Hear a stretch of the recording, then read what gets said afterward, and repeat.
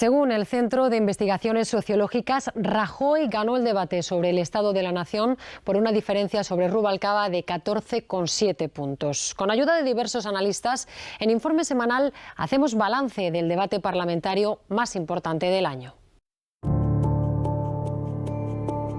Todo debate sobre el estado de la nación es política en estado puro. Y el 24º de nuestra democracia, el segundo de la legislatura de Mariano Rajoy, no fue una excepción. En el Congreso de los Diputados, el presidente expuso la memoria económica de 2013 y avanzó sus líneas de actuación para el tramo final de la legislatura.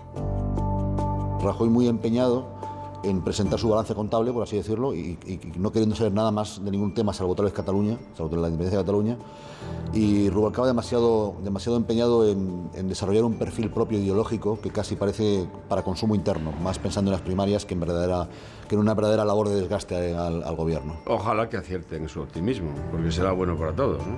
Pero, en fin, es verdad también que otros grupos le han dicho que no sea tan triunfalista. No le encontré yo especialmente triunfalista.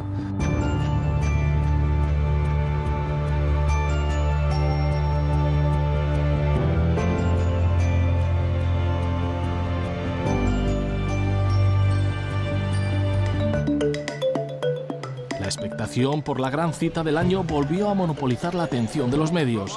Ya en las jornadas previas se habían avanzado los temas sobre los que el presidente Rajoy centraría su discurso. La recuperación económica. Sobre la respuesta que daría el líder de la oposición, Rubalcaba, se desvelaría en la réplica. Ha variado nada menos que el rumbo, señorías. Hemos invertido la dirección de nuestra marcha. Hemos pasado del retroceso al avance, de la caída a la recuperación, de la amenaza a la esperanza. Por resumirlo todo en una imagen, si me lo permiten, hemos atravesado con éxito el Cabo de Hornos. Señor Rajoy, ¿en qué país vive usted?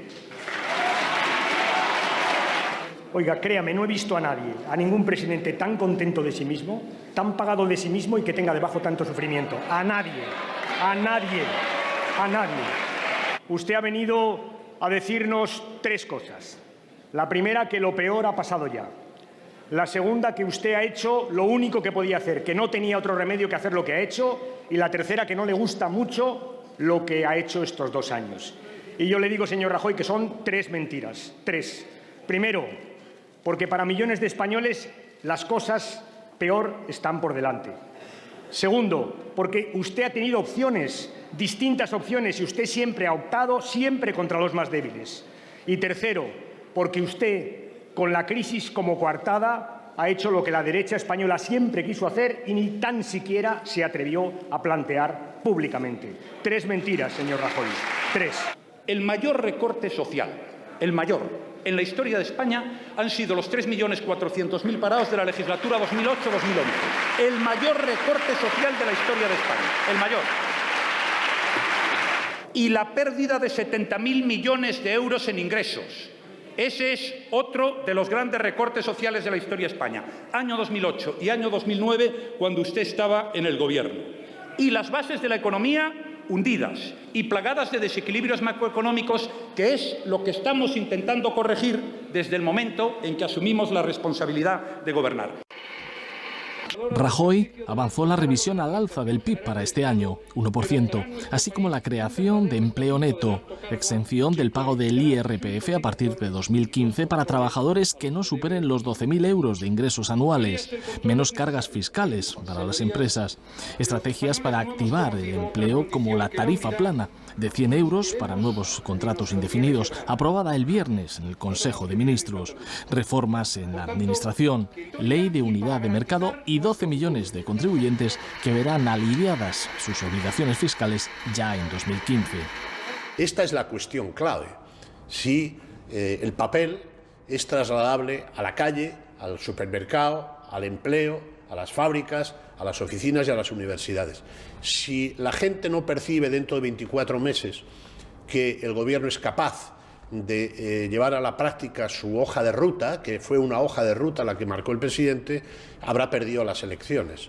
Por bien al contrario, si es capaz de llevar como mínimo un 60 o un 70% de su oferta a la práctica, desde luego no habrá alternativa en mucho tiempo en nuestro país. En el caso de Alfredo Pérez Rubalcaba, hace un año se encontraba en el incómodo papel del líder de la oposición, pero a la vez hombre de Estado, responsable de lo que estaba ocurriendo, muy heredero todavía de las políticas del anterior gobierno del que él había sido parte y, sobre todo, cómplice de un gobierno que hacía frente a una situación muy complicada. Ahora él también se encuentra en una situación especial dentro del partido y en una situación preelectoral en la que tiene que empezar a calentar motores, y yo creo que el discurso que ha hecho Alfredo Pérez Rubalcaba ha sido más de oposición. El debate nos deja dos visiones de España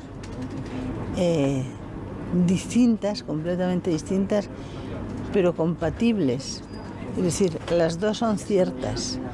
Lo que pasa es que el presidente del Gobierno explicó la parte positiva, que es su obligación, explicar que las cosas están mejor, que han cambiado, y Alfredo Pérez Rubalcaba explicó las consecuencias todavía vigentes de la crisis y de ciertas medidas del Gobierno. El presidente comprometió el trabajo del gobierno para que el nuevo escenario macroeconómico en el que organismos independientes han situado a España se traslade a la sociedad, con reformas como la eléctrica, que busca tanto la protección de los consumidores como de las pequeñas y medianas empresas. En el debate sobre el estado de la nación, Mariano Rajoy abordó el anuncio que hizo la Generalitat de la convocatoria de un referéndum de autodeterminación en Cataluña, asunto al que el presidente concedió la máxima importancia política, y el portavoz de CiU, Josep Antoni Duran i Lleida, le hizo una oferta de diálogo. ¿Está dispuesto al diálogo? Ponga fecha, dígame día y hora, y se lo comunica usted directamente al presidente de la Generalitat, o me lo dice a mí y se traslado. Estoy a favor del diálogo, pero solo he tenido dos experiencias. Primera experiencia: o se acepta el pacto fiscal o quedo libre para hacer lo que quiera. Segunda experiencia: convoco un referéndum unilateralmente, convoco la fecha unilateralmente y las preguntas unilateralmente. Ese es el diálogo al que se me ha invitado a mí, señor Durán. 5 propuestas de resolución fueron presentadas por otros tantos grupos sobre el asunto de Cataluña. Solo salió adelante la del PP, que reafirma los valores de la Constitución, su vigencia y la defensa de la unidad de España. El PSOE se abstuvo y apoyó solo la suya.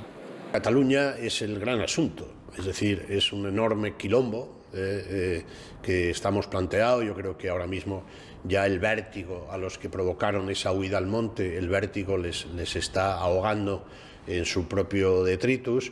El presidente volvió en sede parlamentaria muy solemne a decir que mientras él sea presidente no habrá ni puede haber, por razones obvias, un referéndum de autodeterminación en Cataluña. Yo creo que esta repetición del presidente de la Constitución se puede modificar no era necesaria en el discurso, y me llamó mucho la atención, y lo dijo 2 veces, el martes y el miércoles.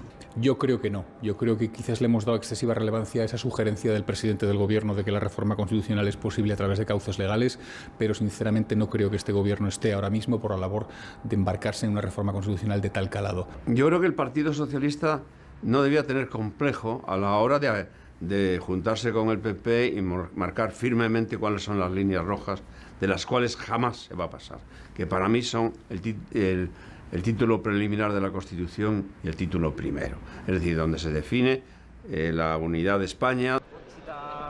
Otros grupos aprovecharon su tiempo para mostrar su disconformidad con el mensaje de recuperación económica del presidente del Gobierno. Señor Rajoy, usted no ha hablado hoy de la España real. Su relato no corresponde a este país, es el relato de Alicia en el país de las maravillas neoliberales.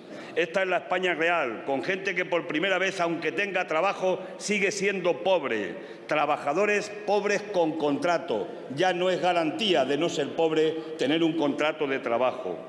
Ya sé que ustedes le tienen alergia a la macroeconomía y que cuando yo hablo del déficit exterior, del déficit público, de la reestructuración del sistema financiero, de la inflación, no les interesa nada. Pero vuelvo a insistir, como ya he señalado en alguna de mis intervenciones anteriores, que si no arreglamos la macroeconomía y los desequilibrios de la economía española es metafísicamente imposible crecer, crear empleo y atender a las personas.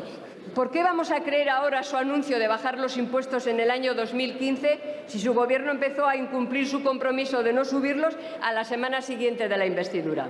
Claro, la credibilidad la tiene usted, claro, la tiene usted. Los demás no tenemos credibilidad. Es decir, solo tiene credibilidad usted. Lo que no se sabe es exactamente por qué. Será porque lo dice usted, pero estoy dispuesto a no discutirlo. Incluso estoy dispuesto a aceptarlo. Pero, desde luego, la credibilidad para llevar la política económica de España, una persona que ante el conjunto de la opinión pública española dice que a nosotros lo que nos conviene es el rescate porque solos no podemos, ahí no hay ni credibilidad, ni coraje, ni determinación, ni confianza en su país. Yo sí la tengo. En la segunda jornada del debate, Aitor Esteban, portavoz del PNV, se centró en el final de ETA. Que lo que no se sostiene es que se exija la entrega inmediata de las armas y al mismo tiempo se pongan o se intenten poner condiciones para que esto no sea posible. ¿Qué es lo que desea su Gobierno, señor presidente? ¿Darle la excusa perfecta a ETA para eternizar su desaparición? La solución es muy clara. Que ETA, que es una organización terrorista, se disuelva. Es tan difícil. ¿Por qué no se lo pide? Tenemos que darle algo a cambio. ¿Por qué tengo que darle yo algo a cambio? ¿Y qué tengo que darle a cambio? ¿Y por qué tengo que hacerlo?